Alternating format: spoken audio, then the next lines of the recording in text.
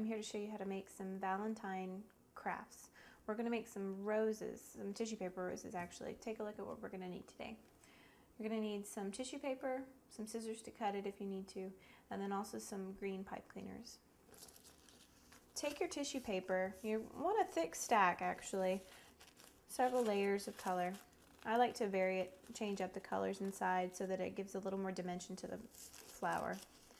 Once you have a rectangle cut, you're going to fold it in a fan-like motion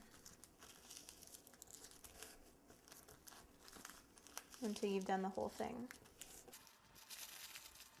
And so basically you have this kind of a look.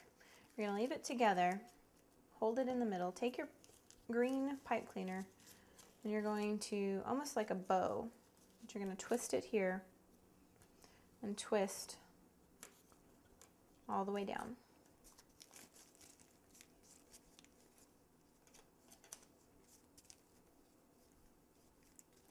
If you wanted, you could even add a thorn or a leaf. I'm going to go ahead and add some leaves to this by adding a second pipe cleaner.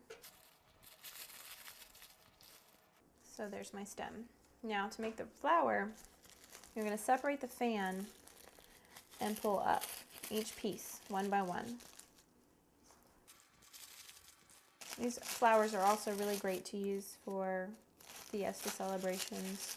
These are usually popular decorations for Cinco de Mayo as well.